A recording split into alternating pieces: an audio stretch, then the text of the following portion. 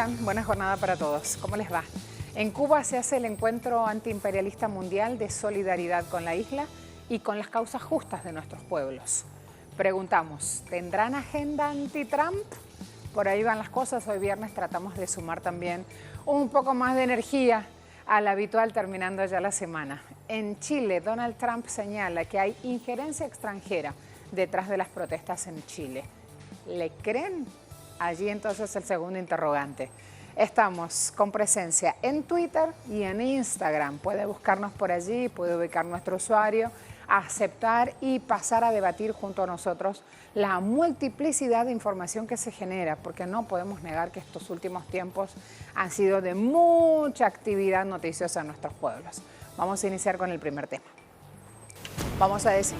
Este viernes, más de 1.000 delegados de cientos de organizaciones procedentes de más de 90 países de todo el mundo se reúnen en La Habana en el marco del encuentro antiimperialista mundial de solidaridad con Cuba y las causas justas de los pueblos.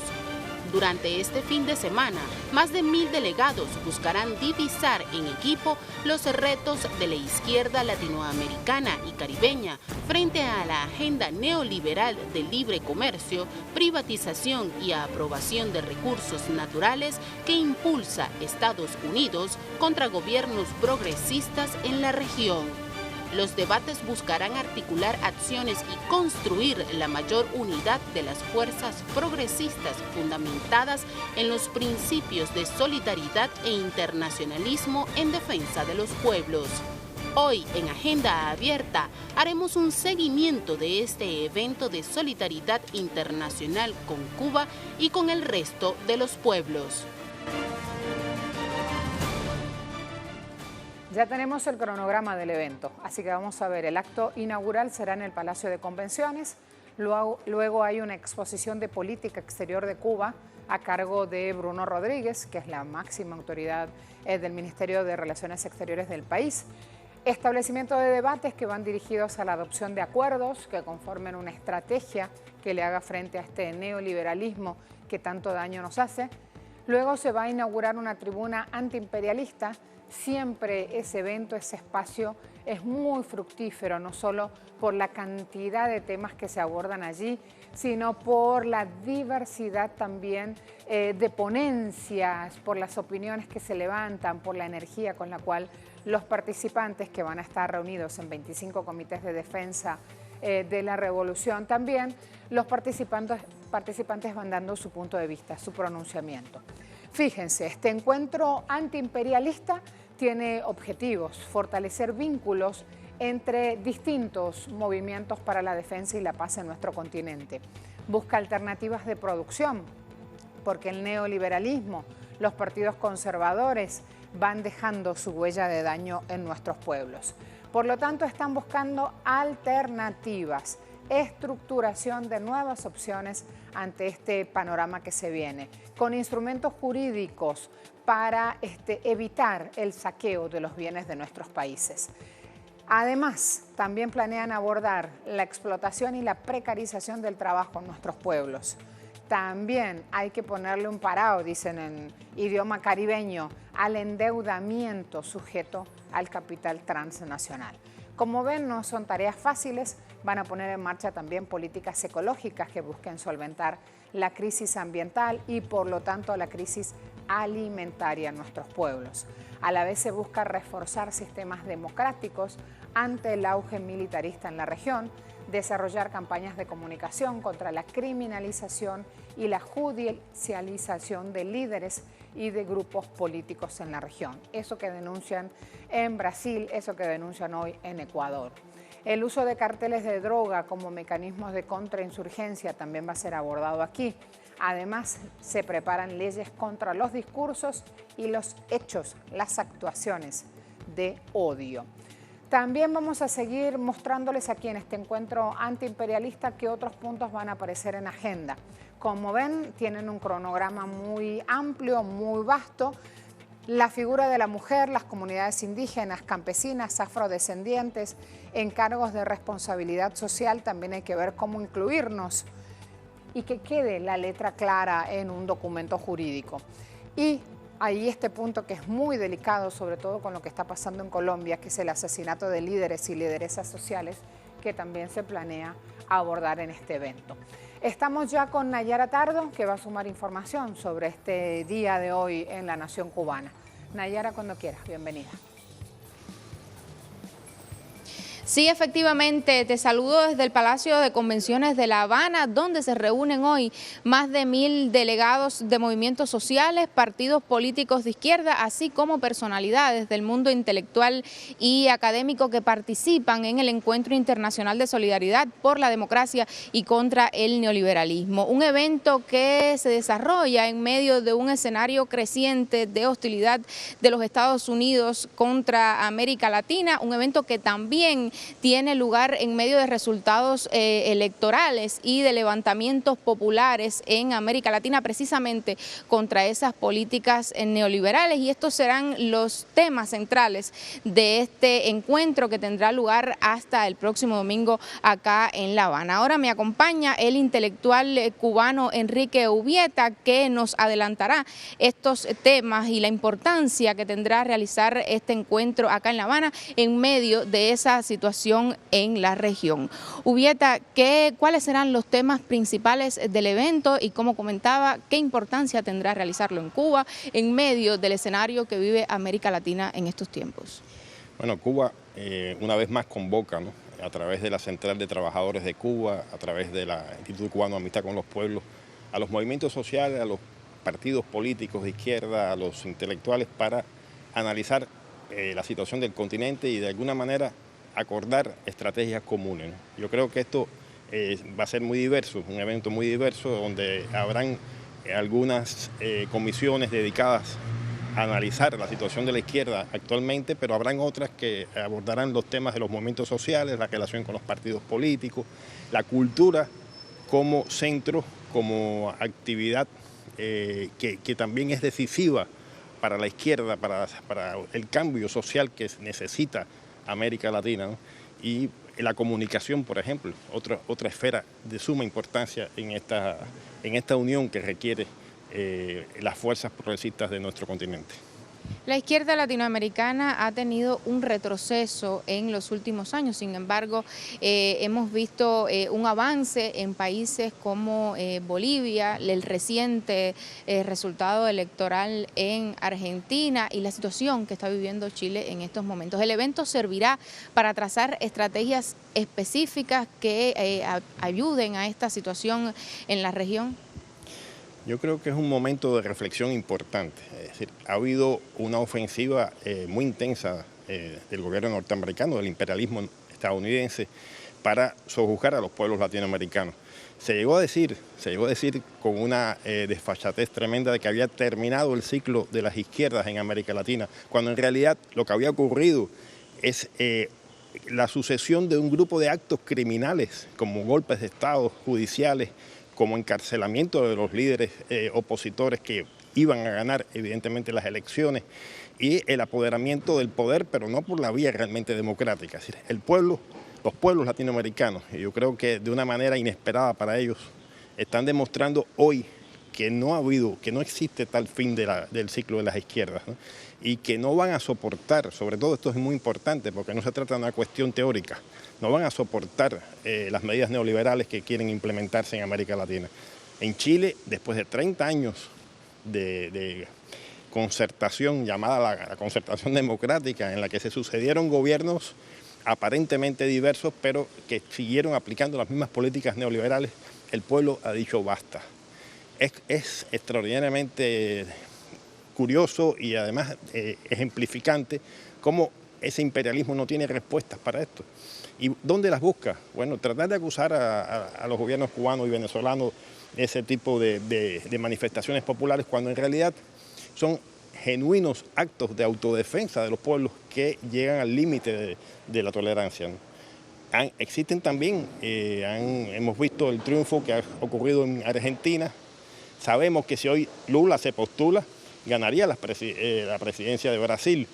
Bolivia ha vuelto a ganar las elecciones. Es decir, que yo creo que vamos a vivir en lo de adelante un momento de recuperación del poder, y la guerra, por supuesto, porque es una guerra que no necesariamente tiene que ser a tiros, pero hay una confrontación real. No va a ser fácil para el imperialismo. Los pueblos latinoamericanos han aprendido. Muchísimas gracias, Enrique Ubieta. Gracias a usted. Este evento estará compuesto por 6 comisiones temáticas y nosotros nos mantendremos acá adelantándoles estos temas que serán abordados y también estaremos conversando con algunos de los delegados y las personalidades que estarán presentes por acá. Por el momento es toda la información. Adelante. Muchas gracias. Me espera Adalberto Santana, analista internacional, investigador de la UNAM. Bienvenido. ¿Cómo estás, Adalberto? ¿Qué tal, Marcela? ¿Cómo está? Buenos días. Muchas gracias, buen día. Un respirito en medio de tanta información cotidiana donde ya en esta última semana nos hemos habituado a la postal de los pueblos en resistencia, de los pueblos en lucha, en las calles justamente plantados ante los modelos neoliberales. Creo que esto nos lleva a una buena reflexión, ¿no? Sí, evidentemente yo creo que coincido plenamente con lo que señalaba anteriormente Enrique Ubieta, que no ha habido en general un retroceso de la izquierda. Lo que ha habido ha sido una ofensiva directamente de las más radicales derechas de la región latinoamericana, evidentemente respaldadas y apoyadas por el imperio norteamericano, quienes han generado una serie de situaciones que han marcado en algunos casos unas derrotas parciales. Particularmente pensemos en el caso de Brasil, para destituir a Dilma Rousseff, no fue a través de un proceso democrático donde se impuso precisamente a la derecha, fue a partir de que Dilma fue destituida, de que el expresidente Lula fue llevado a la prisión, es decir, fueron una serie de ofensivas de la derecha. En algunos casos sí hubo una derrota parcial electoral, como en el caso de Argentina, pero que hoy, con el nuevo triunfo electoral de la dupla Fernández-Fernández, pues las fuerzas progresistas vuelven a tomar el sendero y seguramente, y eso esperamos que ocurra también en el Uruguay en la segunda ronda que se realizará ahí. También ha habido traiciones en su momento determinado, como es el caso del presidente Lenín Moreno, que fue postulado por la izquierda, ganó la izquierda y, bueno, él mostró precisamente una reversión de lo que había sido su programa y se orientó hacia la derecha. Eso han sido una serie de elementos. Y por el otro lado, pues ha habido una serie de ganancias. El caso de México, donde se impuso electoralmente por vía democrática, pues un proceso electoral que ha llevado al presidente Andrés Manuel López Obrador precisamente a ubicar en el escenario mexicano, que es un país muy importante en la región, pues a fuerzas de izquierda en este momento.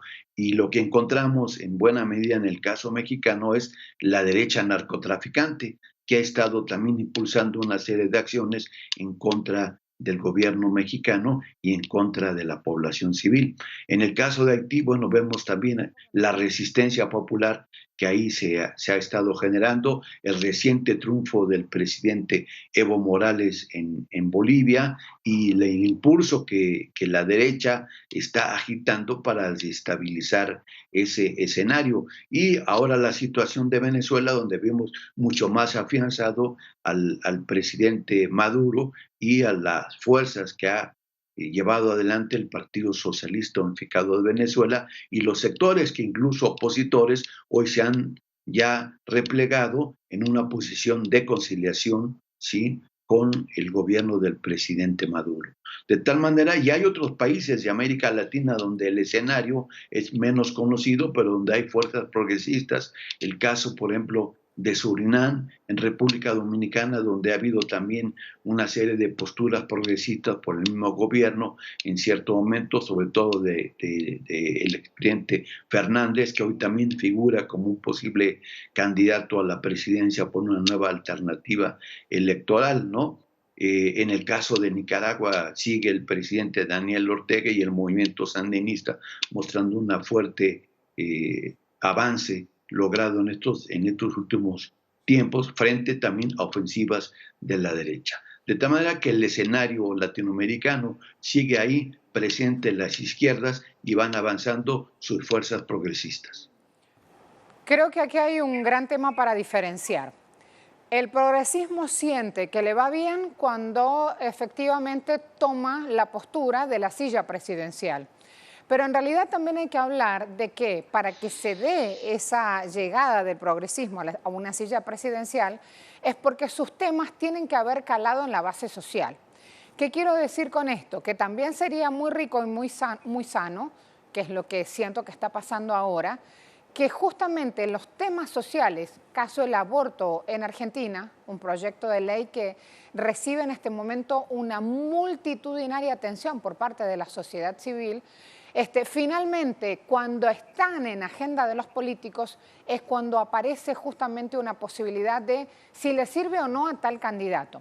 Creo que si estuviéramos más ocupados en una conexión real con los temas que calan y preocupan a la sociedad, ya ahí sería otra cuestión cuando llega un político a sentarse en la silla presidencial. No sé si se entiende, pero sí sé que tiene experiencia en el trabajo real, en el campo, en los hechos. Por eso quiero ir a este punto. ¿A qué considera quién como pérdida o ganancia y desde qué lugar?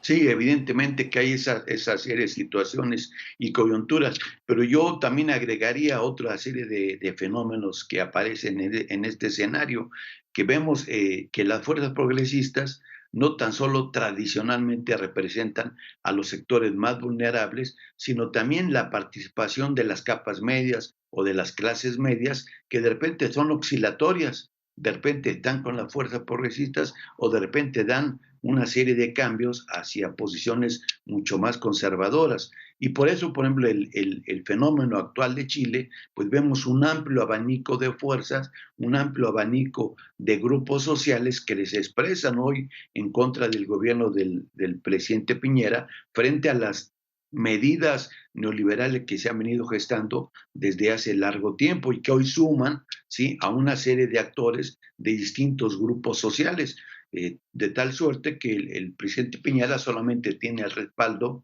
del 14% de la población, según las encuestas que allá en ese país se han realizado, lo cual significa que hay un 80% que se opone precisamente a sus medidas y a sus reformas radicalmente neoliberales. Y hoy hay exigencias, por ejemplo, una política que es una nueva constitución o la renuncia del presidente, y la otra son las reformas económicas, que es echar atrás, bueno, todas esas medidas de carácter neoliberal que le han afectado por más de 40 años al pueblo chileno. Entonces, ahí vemos un abanico de fuerzas sociales que se han expresado en ese movimiento. Muchas gracias, Adalberto. Como en 10 minutos comienza en Cuba justamente ya la asistencia, la llegada a esta tribuna antiimperialista, estamos pendientes también de lo que pasa allí en la isla. Es una jornada mundial de solidaridad con Cuba y las causas justas de los pueblos. Le comento a usted si recién se está sumando en pantalla de Telesur. Gracias, Adalberto. En Twitter hemos preguntado hoy en este encuentro de trabajo que inicia en muy pocos minutos, ¿tendrán justamente una agenda anti-Trump? ¿Cómo se darán las cosas? Allí entonces vamos a ver la cantidad de respuestas que recibe una y otra opción. El sí, 52%. No, dicen 9%. Trump genocida, le manda a decir el 39% de las personas que ha dado justamente respuesta a este interrogante. No quiero perderme también la cantidad de información paralela que hay sobre otros puntos fuera de Cuba. Por ejemplo, hoy se celebra el Día Mundial de la Ecología y de los Ecólogos. Justamente se recuerda en el planeta la importancia de conocer y valorar las relaciones que hay entre los seres vivos y su medio ambiente. Así que vamos a rodar este video justamente para prepararnos. Sí, no al plástico. Tú y yo, definitivamente no podemos seguir llevándonos. Contaminas mi mar, asfixias y matas a mis animales. Debilitas mi tierra, enfermas mi aire, mi comida y me contaminas a mí, a mi familia y a miles de habitantes. Necesitamos un cambio por amor al planeta. Soy parte de este ecosistema y necesito un medio ambiente sano, que pueda respirar y sembrar vida. Por eso es mejor que nos alejemos, porque no me haces bien. Mi misión es rescatar a la Pachamama. Ayúdame a salvar a nuestro hermoso planeta. Di no al plástico.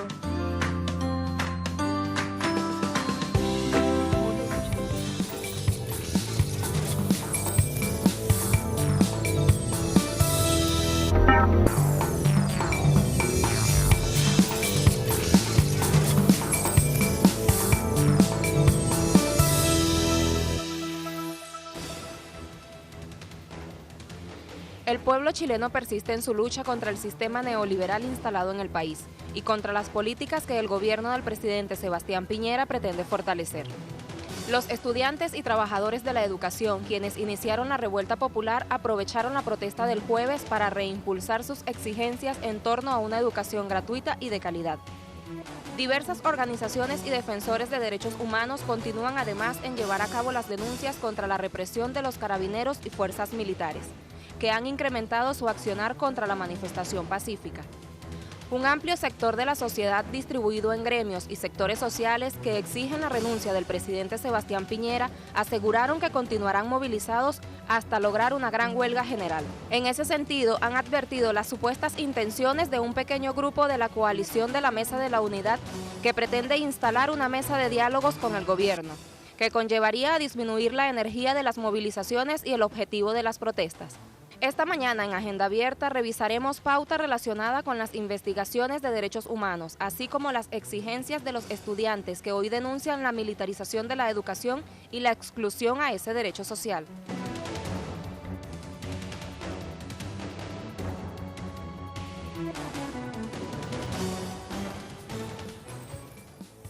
¿Qué dice El Desconcierto, un medio de comunicación regional? Jorge Sharp propone plebiscito constituyente en Valparaíso. Es el alcalde de esta localidad, presentó la propuesta en un cabildo abierto que generó justamente el apoyo de 200 personas. En esta intervención que justificó la propuesta, el alcalde afirmó que el momento por el que pasa Chile se puede volver una oportunidad para justamente promover cambios más profundos. También se refirió este hombre a los intentos de frenar el anhelo por una nueva constitución con el argumento de que el proceso para esto tendría que respetar lo que ya está establecido en la Carta Magna vigente. Además de esto, sumamos otro portal, Sputnik, ruso en este caso. Estados Unidos afirma que troles rusos impiden el diálogo político en Chile. El Departamento de Estado de Estados Unidos achacó a estos supuestos autores las manifestaciones que se dan en Chile contra la política de Piñera.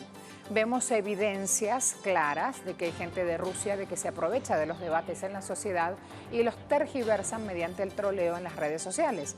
Lo dijo un portavoz del organismo estadounidense.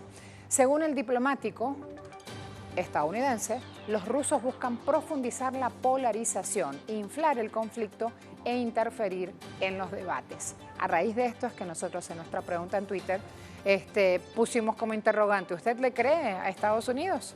Fíjese además, como el director del Instituto Nacional de Derechos Humanos, Sergio Mico, hace este llamado a investigar, ahí tienen su imagen, a investigar el uso de material bélico que ha cegado inclusive balines en los ojos a miles de personas en Chile. Lo más responsable es que se pida un peritaje internacional acerca de la composición de los objetos que se lanzan, ha dicho Mico, ya sean balines, perdigones de goma o metálicos. Luego, fíjense que también está planteado el Comité Prevención de Violencia contra la Mujer, MESECVI por la sigla, dice que insta al Estado chileno a investigar estos hechos considerando el patrón de violencia ejercido contra las mujeres y no como sucesos aislados, tal como lo señala la Convención de Belém do Pará, un instrumento suscrito y ratificado por Chile. Allí entonces alertas acerca de cómo se están tratando los derechos humanos de estas personas en la nación chilena. Hay un problema con la educación en este año 2019 donde más de 27.000 estudiantes han perdido becas.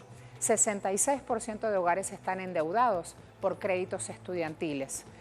Estas personas están pidiendo parar la reforma privatizadora del gobierno de Piñera, posicionar las demandas en educación gratuita, en el fin al lucro, en la democratización, fin a las deudas y acceso al autofinanciamiento y que sea equitativo ese acceso. Fíjense cuántas cosas parten aquí una vez que las mujeres están en la calle, los jóvenes están en la calle, los estudiantes están en la calle.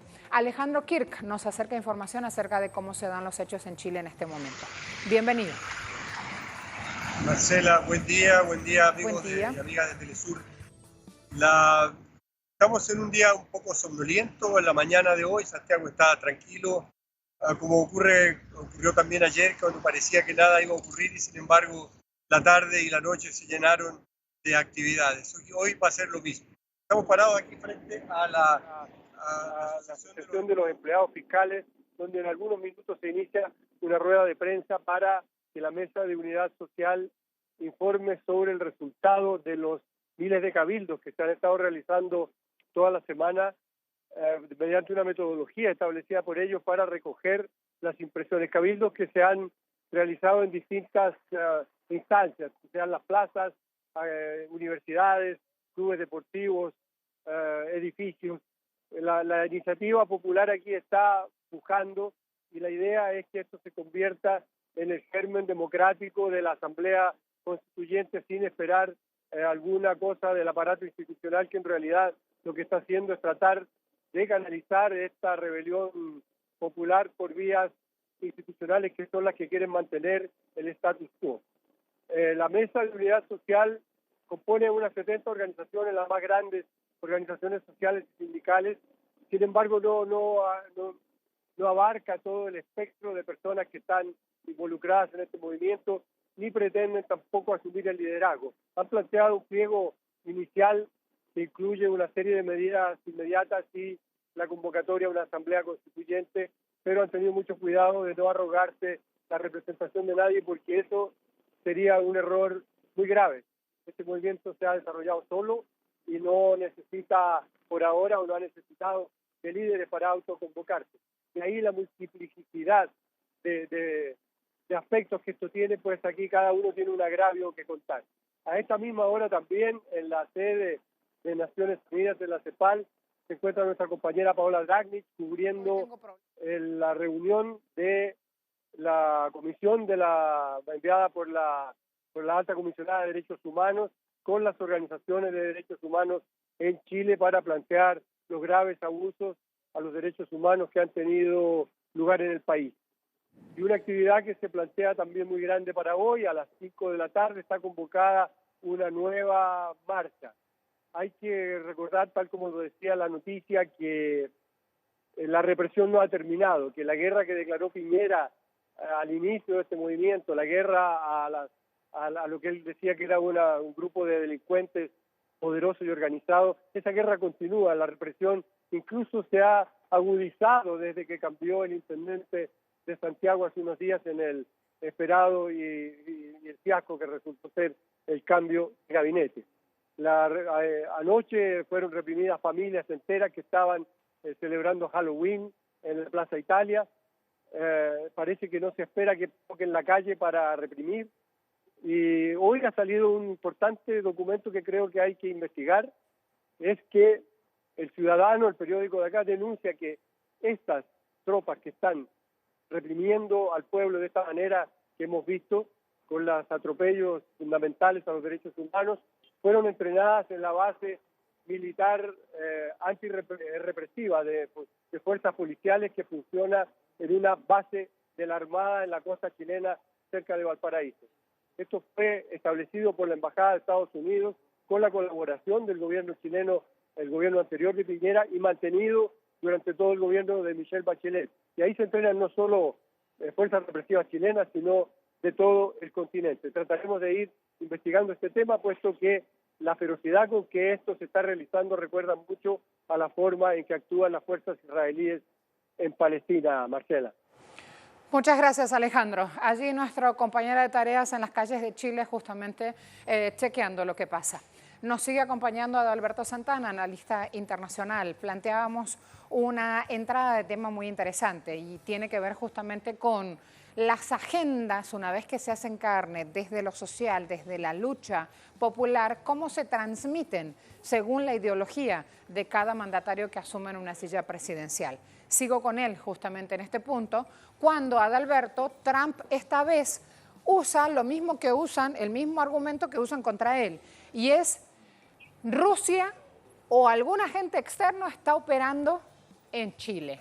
¿No es increíble estar vivos en principio, escuchando esto?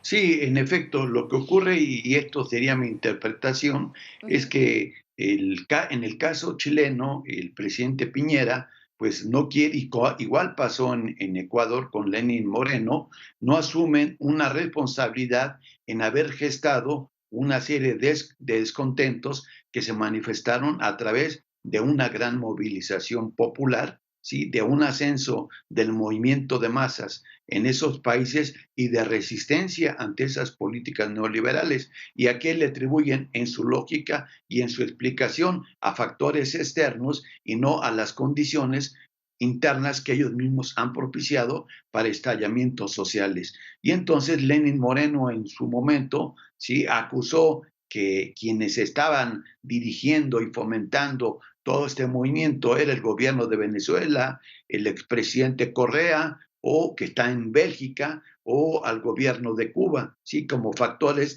determinantes de ese proceso. Y por un lado, eso trataba de legitimar a Lenín Moreno. Hoy en día, en el caso de Chile, ¿sí?, de la situación de Piñera, pues también trata de decir, bueno, son factores externos, es la presión rusa o las presiones de otros movimientos o gobiernos desde el exterior los que han impulsado este movimiento, no reconociendo que ellos mismos son los que con una pequeña chispa incendiaron la pradera y esa pequeña chispa fueron reforzar sus políticas neoliberales antipopulares, sobre todo de orden económico, lo cual, bueno, incendió la pradera, fue la chispa que generó, bueno, todo este incendio popular, todas estas movilizaciones que hoy estamos viendo y que cada vez se incrementan mayores demandas. Por ejemplo, del alza del metro que hubo en los precios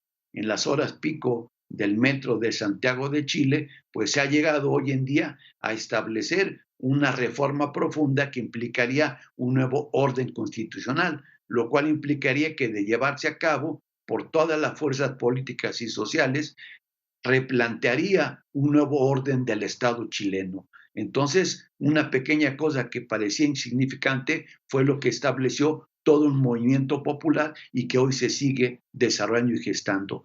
Y también aquí lo preventivo que puede pasar es que ha habido represión, esperamos que esa represión no lleve a una situación semejante a lo que fue el golpe de Estado en Chile contra el presidente Allende en 1973, donde salga ya no tan solo los carabineros, sino directamente el ejército a reprimir al pueblo. Esperamos que eso no pase, ya el escenario nacional es otro, como también el escenario internacional.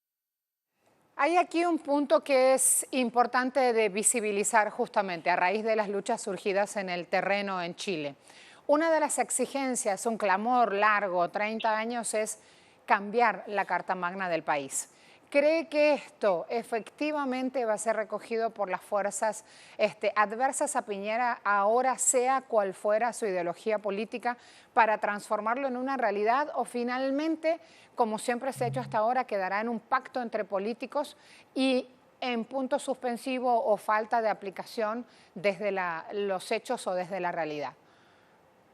Bueno, la historia nos dice que en diversos escenarios mundiales, de repente hay años que se viven por días y días que se viven por años. Y precisamente es lo que está pasando en Chile en este momento, que de repente en una pequeña fracción de tiempo vemos el reacomodo de lo que ha sido una fuerte dictadura, no tan solo militar, sino posteriormente una dictadura del capital, de las llamadas políticas neoliberales, que hoy la gran número de pobladores en Chile demandan un nuevo orden constitucional, un nuevo pacto económico y social que reajuste precisamente esa serie de medidas y que se da en un corto plazo.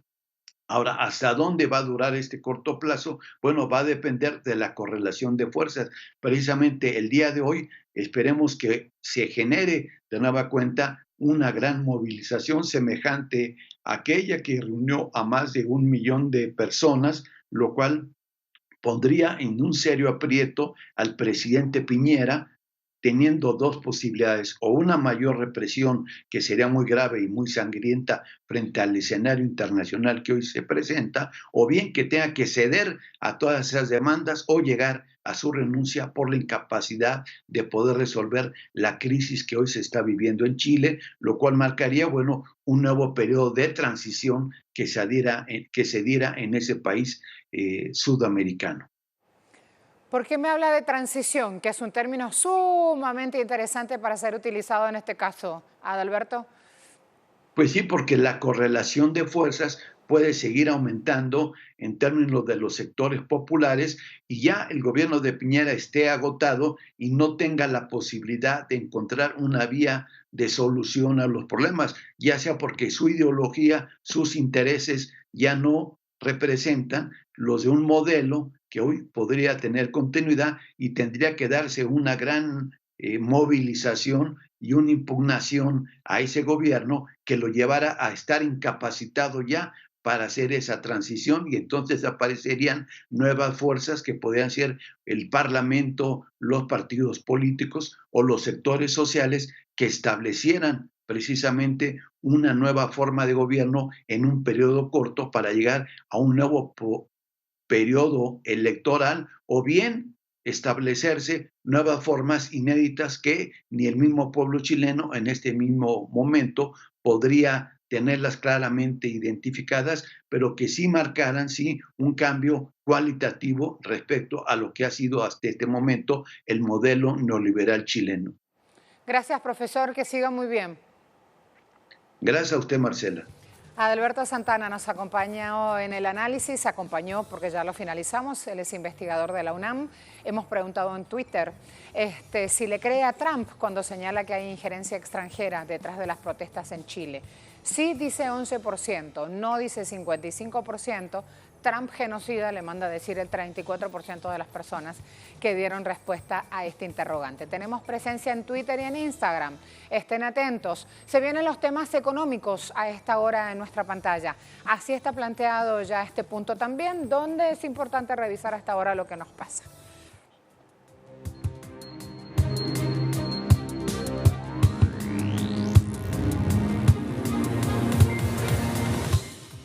Y aquí viene la cuestión, como me están esperando en Cuba, que de un momento a otro comienza un gran evento en este día, fíjense que desde este 1 de noviembre la aerolínea mexicana Viva Aerobús prestará vuelos directos entre la capital de Cuba, La Habana y Cancún. Una aerolínea de bajo costo mexicana, repito, logró estas alianzas estratégicas con tour operadores de Cuba como Mereli Tours y Cuba Tour, buscando conectar Cancún con La Habana a través de vuelos charter. Con esta ruta se da apoyo al tráfico de pasajeros entre dos destinos considerados puertas turísticas al mercado internacional. Estas rutas se disponen de aeronaves Airbus A320 que hacen parte de la flota más joven de México. Solo entre enero y septiembre de 2019 la aerolínea transportó casi 2 millones de pasajeros desde y hacia Cancún, con un aumento del 11% en contraste con lo que ocurrió en el año 2018.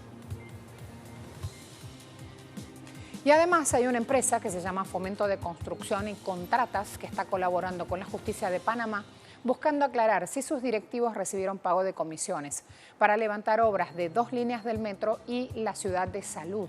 Todo esto en la capital panameña.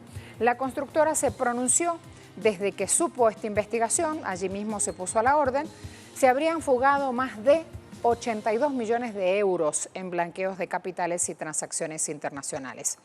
El juez que lleva la causa imputó a la constructora todas las acusaciones, no solo de lo que es la casa central de esta empresa, sino también de 2 de sus filiales, están implicados porque la justicia considera que la compañía no activó ni aplicó un protocolo para evitar la incursión en hechos delictivos. La empresa puso como evidencia para que sea investigado en la justicia 38 facturas, 82,7 millones de dólares de transferencias se hicieron entre 2010 y 2014. Allí tienen los números y 2 noticias. En la balanza, cuando hablamos de economía, decimos altas y bajas.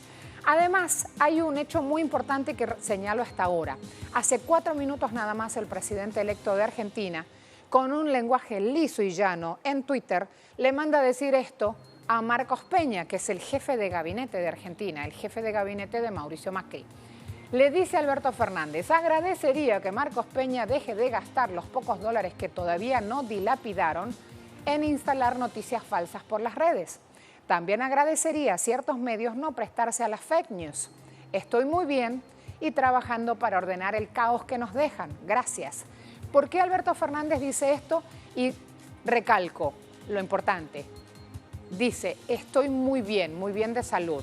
Vayan por favor, sobre ese mismo tuit, al final está perfil.com, que es un medio de comunicación de Argentina, con un tuit diciendo, circulan rumores de que el presidente electo Alberto Fernández está internado en el sanatorio Otamendi.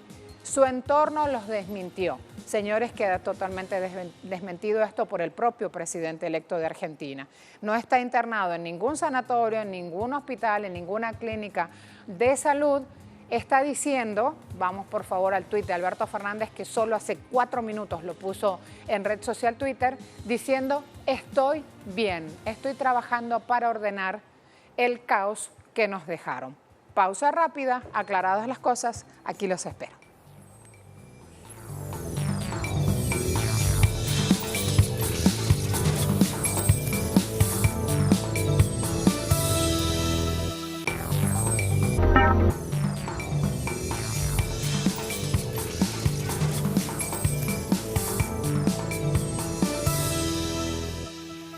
Ya hablando hoy de cómo están los partidos progresistas, cómo están nuestras agendas ciudadanas en pos de los movimientos electorales que hay en nuestros pueblos. Se viene la segunda vuelta en Uruguay el 24 de noviembre. Mateo, cuéntanos, ¿qué pasa por allí? Esta semana posterior a la primera vuelta de las elecciones nacionales en Uruguay se dieron una serie de hechos en los partidos que pasaron a la segunda vuelta, en el Frente Amplio y en el Partido Nacional, que probablemente marquen mucho de las próximas 4 semanas de cara al balotaje que se va a cumplir el 24 de noviembre próximo. El primero de ellos, el Frente Amplio, que fue el partido que fue más votado con un 40% de respaldo, trata en estos momentos de reordenar su campaña, de reconfigurarla, porque se entiende que lo hecho hasta la primera vuelta pudo haber dado frutos mejores, es decir, el Frente Amplio esperaba una votación superior al 40%, superior en 2 o 3 puntos más para quedar en una buena posición de cara a la segunda vuelta.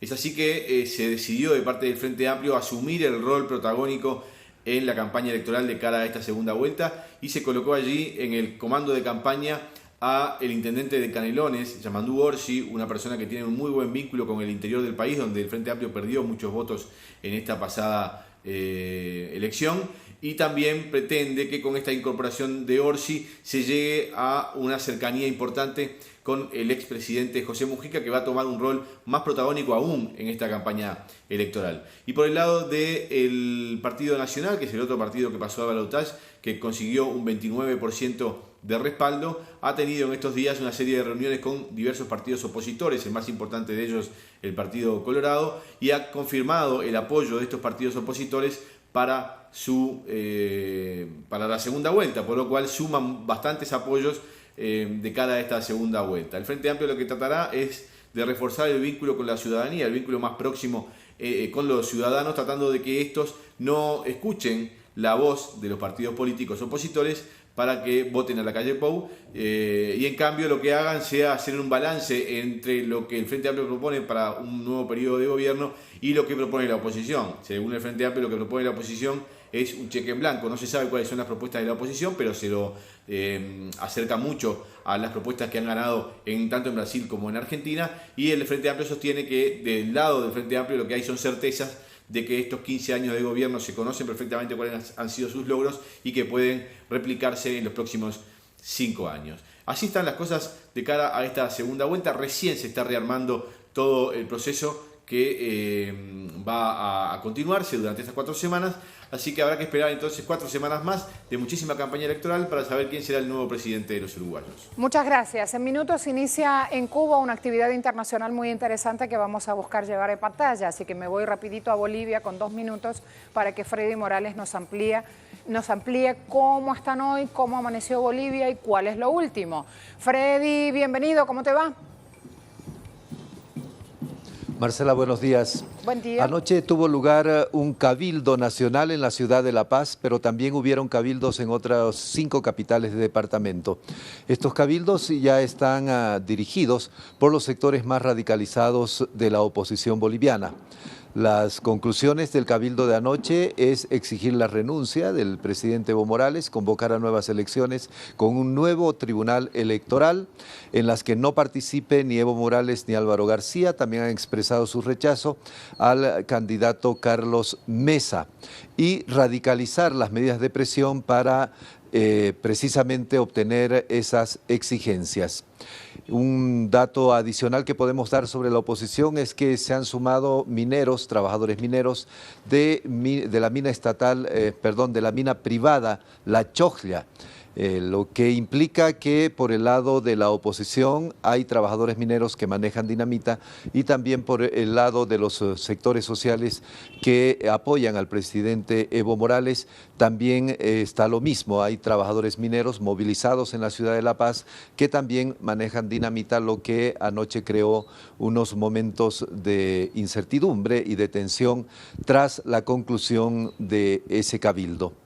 El gobierno, todos los medios estamos a la espera de que el gobierno en cualquier momento dé una declaración oficial, una reacción a esas conclusiones del cabildo que, insisto, están expresando las posiciones más radicales que hasta ahora se han conocido. Entre las posiciones radicales debemos destacar la del presidente del Comité Cívico del Departamento de Santa Cruz, el señor Fernando Camacho, quien ha instruido y ya pusieron en vigencia en algunos lugares de esa ciudad las ollas comunes. Anunció que un total de 200 ollas comunes van a ser instaladas. No se sabe de cómo se financiarán. Se mencionó que la gobernación, que está en manos de la oposición, podría financiar la dotación de esos alimentos, que dará comida gratuita a quienes lo deseen, según la versión del dirigente cívico, de almuerzo y de cena. Ese dirigente cívico también en las últimas horas dijo que hay que elaborar listas de traidores, como lo hacía el narcotraficante Pablo Escobar. La situación en general del país es de tranquilidad, sin embargo. En La Paz siguen movilizados las organizaciones populares que respaldan al presidente Evo Morales. Se mantienen bloqueos en algunos barrios de la ciudad de La Paz, pero el transporte y las actividades están casi normales. Estos bloqueos tienen lugar sobre todo en la zona residencial. Y decir finalmente que es el segundo día de trabajo de esta comisión de expertos internacionales en procesos electorales que han empezado desde ayer el trabajo de auditoría de lo que fue la votación y el recuento de votos el pasado 20 de octubre. Es la situación en Bolivia, Marcela. Muchas gracias, Freddy. Hasta la próxima. A esta hora también sumamos algunos eventos deportivos para resaltar. Presentación rápida, por favor.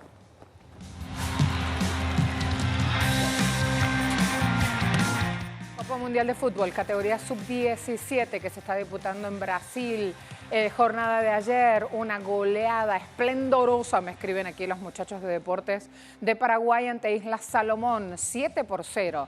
Yo diría letal, señores. Junior Noguera marcó el primero al minuto 3, aprovechando una maravillosa habilitación de Diego Torres. Segovia puso el segundo al 43, por lo visto el primer trámite, digamos, vino bien. Remate de zurda desde el corazón del área, 65, Diego Torres confirmó la goleada de pierna derecha. 3 minutos más tarde, Fernando Presentado se valió de un error del arquero Malam y fue Fabio Barrios quien puso el quinto gol, rematando dentro del área a la parte superior del arco rival. Terminando el partido, Peralta envió un centro al área que se conectó con una gran habilitación, una gran actuación de Diego Duarte, y un minuto después otro Diego Torres, en este caso, y no es el cantante argentino, ponía cifras definitivas a esta paliza, ¿sí? Batiendo redes. Así fue la cosa, 7-0, tremendo.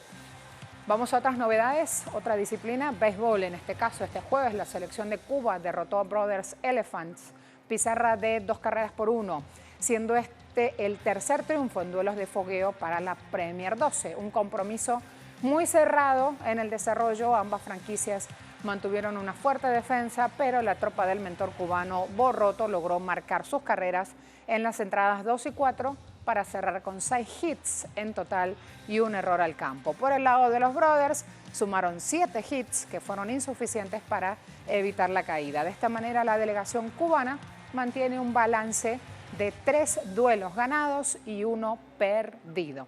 Así las cosas, ya vamos cerrando esta agenda abierta.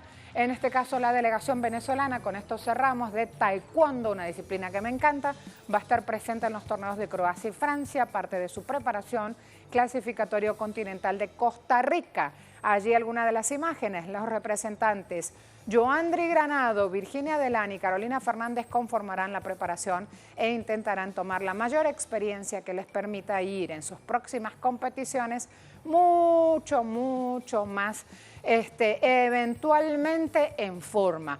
Se vienen, recuerden, Juegos Olímpicos Tokio 2020. A todos muchas gracias, será hasta la próxima. Así nos despedimos.